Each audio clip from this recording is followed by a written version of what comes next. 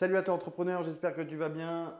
Aujourd'hui, on va parler de banque et de banquier parce que c'est même, j'aurais dû mettre banquier plutôt que banque parce que ce n'est pas, on ne peut pas mettre d'étiquette. Il y a des grandes directives au niveau des banques, mais tout ça et obtenir un dossier de financement est opérateur dépendant, que ce soit de notre point de vue ou du point de vue des banquiers. C'est-à-dire que vous pouvez avoir exactement le même discours, mais si vous avez un conseiller bancaire qui est Paul, Jacques ou Francine, il n'y aura pas le même résultat parce qu'encore une fois, c'est lui qui a un pouvoir décisionnel. Attention, j'anticipe déjà les remarques jusqu'à une certaine somme, mais c'est lui qui appuiera ou non votre dossier en fonction de plein de choses. Et je vais essayer un petit peu de vous aiguiller là-dessus. Donc, comme je vous l'ai dit, c'est opérateur dépendant. Donc, n'allons pas mettre les banques dans des cases.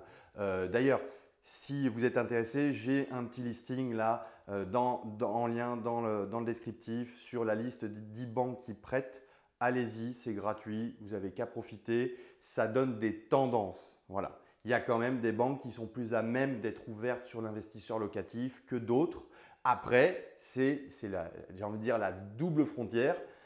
Il y a le conseiller bancaire à l'intérieur de la banque, mais logiquement, il est dans le même mood, pour parler un peu jeune, que son agence. C'est-à-dire que si c'est une banque qui est ouverte et qui est ouverte à faire du calcul différentiel, voilà, même si c'est interdit, enfin pas officiellement, mais ça risque de le devenir, bien évidemment, le conseiller sera plus à même de faire du calcul différentiel pour calculer votre taux d'endettement.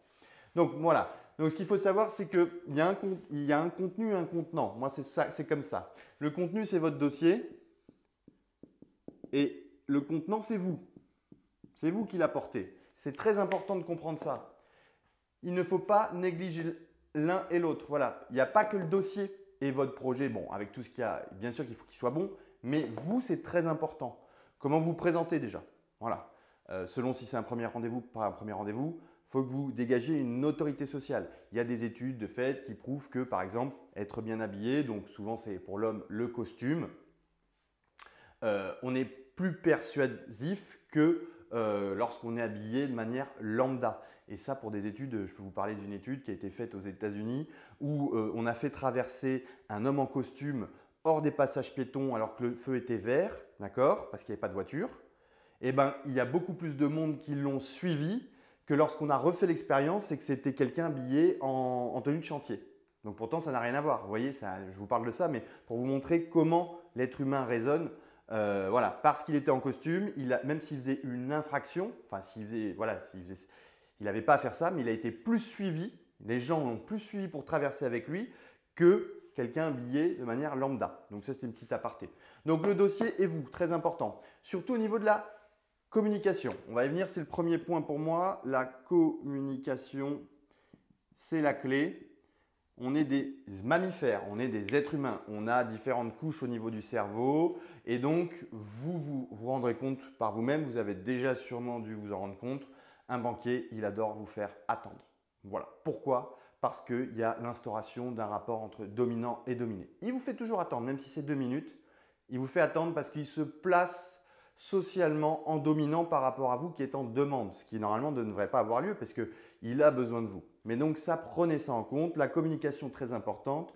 Ne le snobez pas. Écoutez-le dans un premier temps quand vous échangez avec lui, même s'il dit des bêtises, même si vous bouillonnez parce que vous avez fait plein de formations comme IMO étape par étape où je fais du contenu ou parce que vous êtes dans le club des investisseurs, club qu'on a créé avec Cédric par exemple. Voilà, je rigole bien sûr. Mais donc, même si vous savez plein de choses, n'allez pas, dès que vous êtes en rendez-vous avec lui, lui couper la parole, commencer à étaler votre savoir. Il peut se braquer. Voilà. Et il ne faut surtout pas, à ce moment-là, inverser le rapport. Il ne faut pas que vous deveniez, vous, le dominant et lui, le dominé. Il le prendra mal. Voilà. Il ne faut pas lui expliquer son métier. En gros. Donc, la communication, très importante. Pour vous dire, au sein du club des investisseurs, on met en place, pour la nouvelle promotion là, qui démarre, on met en place des cours de personal branding et de media training. C'est-à-dire qu'il y a une spécialiste qui a l'habitude d'accompagner des entrepreneurs, des sportifs sur la communication, qui va donner des cours aux membres du club pour être plus efficace, notamment face aux banquiers. Ensuite, le dossier. J'ai des petites notes. Hein. Le dossier, bon, c'est le nerf de la guerre. Pensez, dossier, pas de feuilles volantes, dossier joli esthétiquement. voilà, la beauté, que ce soit humaine ou d'objet, entraîne la sympathie. Ça, c'est aussi un autre levier. Donc, avec une étude de marché qui comporte des points importants comme la valeur estimative, comparative, locative. Donc, c'est compliqué à dire. Mais en gros, n'allez pas dire oui, je vais acheter là parce qu'on peut louer ça. Attends, non.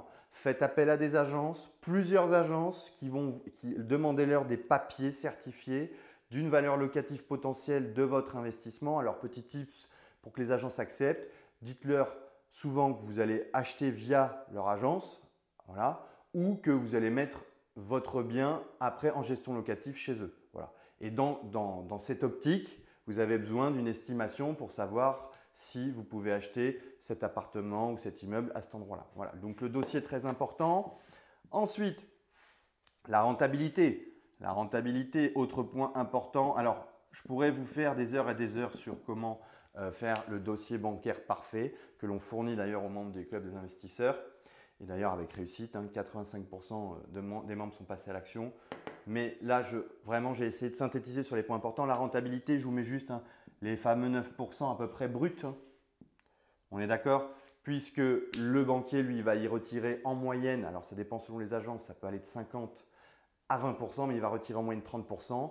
Et c'est en étant minimum sur du 9% brut qu'une fois qu'il va retirer ces 30%, vous n'aurez pas d'effort financier à faire pour rembourser votre crédit. Donc en gros, vous pouvez lui dire que vous savez qu'il faut faire du 9% brut à peu près. Après, ça dépend des montants, mais l'investissement moyen d'un investisseur locatif, on est aux alentours de 170 180 000 euros. Donc basez-vous sur du 9% brut. Au moins, vous lui montrez que vous savez que même si vous retirez toutes les charges, que lui il va retirer 30%, mais que malgré ça, eh ben, vous remboursez votre crédit avec votre, avec votre loyer. Pardon. Dernier point, les bonus. Ce que j'appelle les bonus, ben, ça va être par exemple parler de plus-value latente. Que en plus, vous faites un investissement locatif, mais que en plus derrière, vous avez une stratégie à moyen terme et que vous avez fait une petite recherche sur l'évolution des prix dans la ville en question et dans le quartier en question depuis 10 ans, 15 ans. Alors, il ne faut pas vous tromper, bien sûr. Et que vous avez remarqué que sur les 15 dernières années, on était à plus 16%. Donc ça aussi, dans une optique de confiance, de montrer un petit peu que vous n'êtes pas un amateur, pas comme les autres, entre guillemets, pas comme 80% des investisseurs. Les bonus, ça peut être parler d'une plus-value latente. Tout ça, en fait, pour que dans l'idéal, à la fin de votre entretien, vous arriviez à inverser le rapport. Je m'explique, je vous rappelle, d'où l'importance, je vous ai parlé du contenu et du contenant, c'est un ensemble. C'est un ensemble, mais je vous ai parlé au début qu'il y avait une relation de se sentir privilégié. Voilà, le banquier était en position dominante, vous en position dominée, et donc il y avait cette relation de je me sens privilégié d'être reçu par le banquier. Voilà. Et bien à la fin, l'idéal c'est d'inverser ce rapport. C'est qu'à la sortie du rendez-vous, ça soit le banquier qui se sente privilégié d'avoir un client comme vous parce que votre dossier est béton, est clair, net, parce que vous avez compris les filons. Alors, petit conseil, n'allez pas non plus dans l'extrême, c'est ce que je vous ai dit, surtout au début de l'entretien. N'allez pas étaler votre savoir en lui parlant d'actes en main, en lui parlant d'hypothèque, en lui parlant de plein de choses comme ça. Vous pouvez le perdre aussi. Donc, gardez un petit peu cette trame. Et puis, malgré le durcissement, malgré l'augmentation des refus de prêt, je vous rappelle 20% sur l'année 2020 alors qu'en général on était à 5%. Si vous avez bien pigé tout ça, je ne pense qu'il n'y aura pas de souci majeur. J'espère que ça vous a plu. Affaire à suivre.